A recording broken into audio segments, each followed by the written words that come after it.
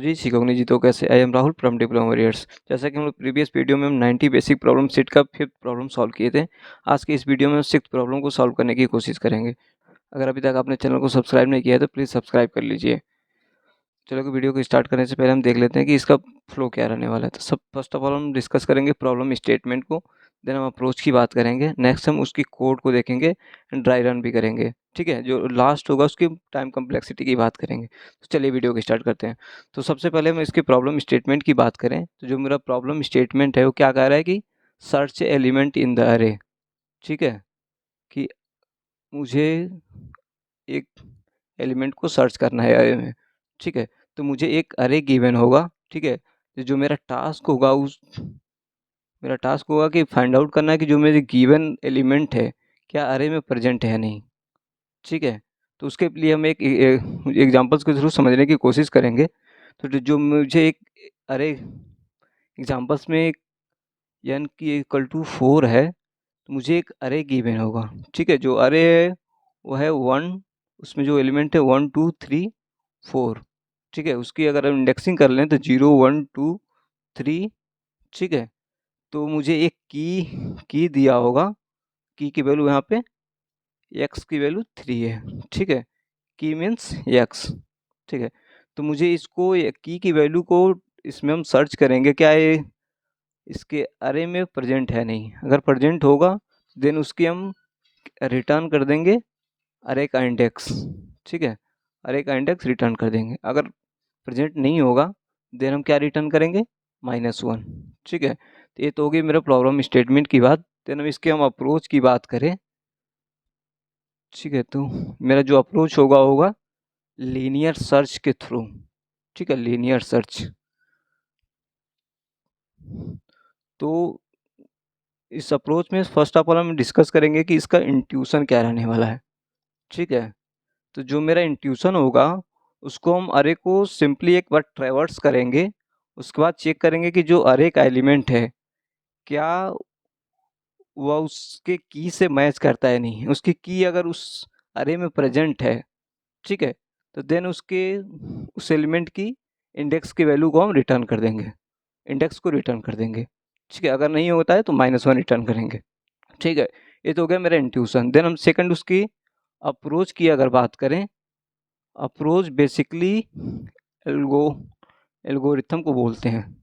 ठीक है, तो इसको हम स्टेप्स के थ्रू समझने की कोशिश करें तो देखेंगे कि सबसे जो फर्स्ट स्टेप होगा उसको हम क्या करेंगे, ट्रेवर्स करेंगे थ्रू द अरे।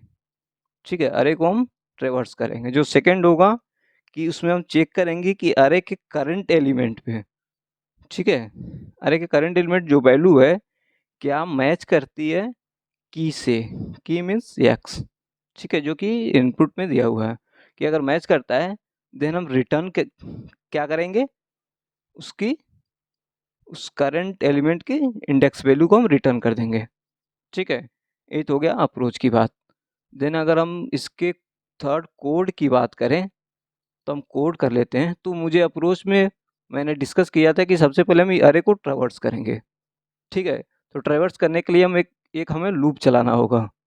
ठीक है, तो लूप कहाँ से चलाएंगे, इंट आई इक्वल टू 0 से स्टार्ट करेंगे।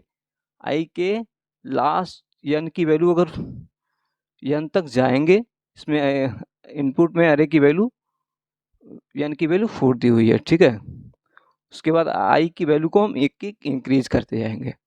ठीक है, ये तो हो गया मैंने ट्रैवर्स कर लिया। उसके बाद अरे में उसके अप्रोच में देखेंगे कि उसके बाद हम मुझे क्या चेक करना है कि जो अरे के करंट एलिमेंट की वैल्यू है क्या इक्वल टू कि एक्स से मैच करती है नहीं। अगर एक्स के इक्वल होगी करंट एलिमेंट की वैल्यू देन हम रिटर्न कर देंगे क्या, उस करंट एलिमेंट की इंडेक्स की वैल्यू। ठीक है, तो इफ कंडीशन में लगाएंगे अरे के जो करंट एलिमेंट की वैल्यू होगी क्या इक्वल टू एक्स के वैल्यू के बराबर है या नहीं। अगर ऐसा होता है तो देन ट्रू होगा और रिटर्न कर देंगे हम करंट एलिमेंट की इंडेक्स की वैल्यू को। ठीक है, ये है आपका हो गया कोड। ठीक है, इसको हम नेक्स्ट अगर ड्राई रन करने की कोशिश करें ड्राई रन सबसे इम्पोर्टेंट होता है किसी कोड का, और आपको उसको सही से समझना है तो ठीक है। तो अगर ड्राई रन करके देखें तो जो मुझे n की वैल्यू गिवन है अरे में इस प्रॉब्लम स्टेट में, वो हो गया 4 और i की वैल्यू 0, क्योंकि 0 से स्टार्ट करेंगे हम। तो अरे को हम नोट डाउन कर लेते हैं सबसे पहले। तो जो मुझे अरे दिया हुआ है 1 2 3 4, ठीक है। अगर इसकी इंडेक्सिंग कर लेते हैं हम 0 1 2 3, ठीक है। तो i की वैल्यू 0 हो गई। उसके बाद एक बार फर्स्ट सबसे पहले जो पहली बार लूप चलेगा वो होगा कि i की वैल्यू 0 हो गया, ठीक है। उसके बाद हम कंडीशन चेक होगा क्या i की वैल्यू लेस देन n है। तो i less than n, i की वैल्यू क्या है 0, ठीक है। तो 0 लेस देन n की वैल्यू 4, कि 0 4 से छोटा है इसका मतलब ट्रू है, ठीक है। तो उसके बाद इस लूप के अंदर आएगा, ठीक है। उसके बाद चेक होगा क्या, इफ अरे के करंट एलिमेंट, मतलब आई की क्या वैल्यू है यहाँ पे 0, ठीक है। अरे के 0th इंडेक्स पे जो वैल्यू है इक्वल टू एक्स के बराबर है या नहीं। तो जो एक्स की वैल्यू गिवन है वो है 3, ठीक है। कि जो अरे के 0th इंडेक्स पे जो वैल्यू है, तो अरे के 0th इंडेक्स पे कौन सी वैल्यू है 1, ठीक है। तो 1 इक्वल टू 3 है, फॉल्स है, ठीक है। तो इसलिए इफ कंडीशन से बाहर आ जाएगा। देन सेकंड टाइम लूप चलेगा तो फिर आई की वैल्यू अपडेट होके क्या हो जाएगी, आई की वैल्यू अपडेट होके 1 हो जाएगी, ठीक है। तो आई की वैल्यू क्या आ गई 1 हो गई। Then second time condition check होगा क्या आई की वैल्यू लेस देन n है। तो आई की वैल्यू क्या है इसमें, आई की वैल्यू 1 हो गई है, 1 लेस देन 4 है, देन ए फॉल्स हो जाएगी, ठीक है। फिर तो इफ कंडीशन से बाहर आ जाएगा, ठीक है। उसके बाद क्या होगा, थर्ड टाइम फॉर लूप चलेगा, ठीक है। तो फिर आई की वैल्यू एक आई प्लस प्लस होगी तो अपडेट हो जाएगी इसकी वैल्यू, तो आई इक्वल टू 2 हो जाएगा, ठीक है। फिर थर्ड टाइम जो लूप चलेगा तो कंडीशन चेक होगी कि आई लेस देन n है। तो आई की वैल्यू इस टाइम क्या है 2 लेस देन 4, ठीक है। तो आई लेस देन 4, तो फिर कंडीशन यहाँ पे इफ पे आएगा। देन चेक होगा कि जो अरे के सेकंड इंडेक्स पे जो वैल्यू है क्या इक्वल टू एक्स है, ठीक है। तो अरे के सेकंड इंडेक्स पे जो वैल्यू है क्या है 3 है, ठीक है। तो 3 इक्वल टू 3 है, ये ट्रू होगा, ठीक है, क्योंकि 3 के बराबर ही तो है, ठीक है। तो ये ट्रू हो जाएगा, ठीक है। तो उसके बाद एक इफ में जो कोड है ये रन हो जाएगा, ठीक है।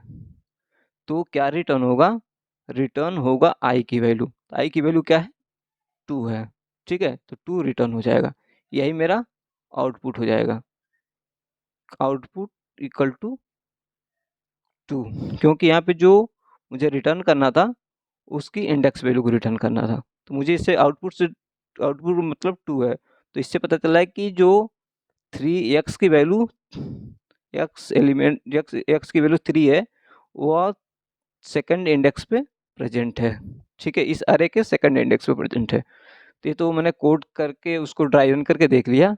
देन इसके हम कम्प्लेक्सिटी की बात करें तो हम देखेंगे कि कम्प्लेक्सिटी में हम सबसे पहले इसके टाइम कम्प्लेक्सिटी की बात करेंगे, देन उसके बाद हम स्पेस कम्प्लेक्सिटी की बात करेंगे, ठीक है। तो सबसे पहले हम टाइम कम्प्लेक्सिटी की बात करें तो हम कोड में देख रहे हैं कि हम एक सबसे पहले अरे को मैंने अप्रोच में डिस्कस किया था, सबसे पहले अरे को ट्रैवर्स करेंगे, ठीक है।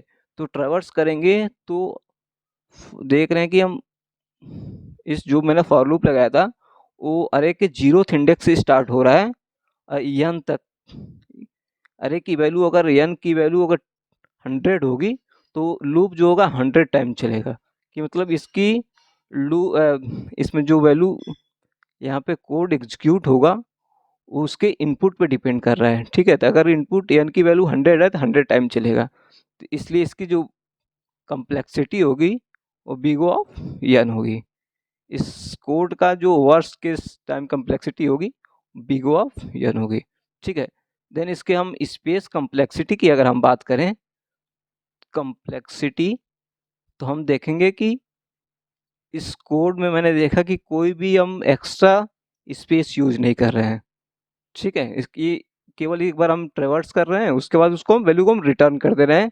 कहाँ रिटर्न करेंगे कि जो सबसे इसमें मेन फंक्शन, जो फंक्शन कॉल करता है, जो फंक्शन कॉल करेगा उसको ये रिटर्न कर देगा, ठीक है। आई की वैल्यू जो होगी मेन फंक्शन को रिटर्न हो जाएगी, ठीक है। तो कोई भी एक्स्ट्रा हम स्पेस यूज नहीं करें, इसलिए इसकी जो स्पेस कम्प्लेक्सिटी होगी बिग O ऑफ 1 हो जाएगी, ठीक है।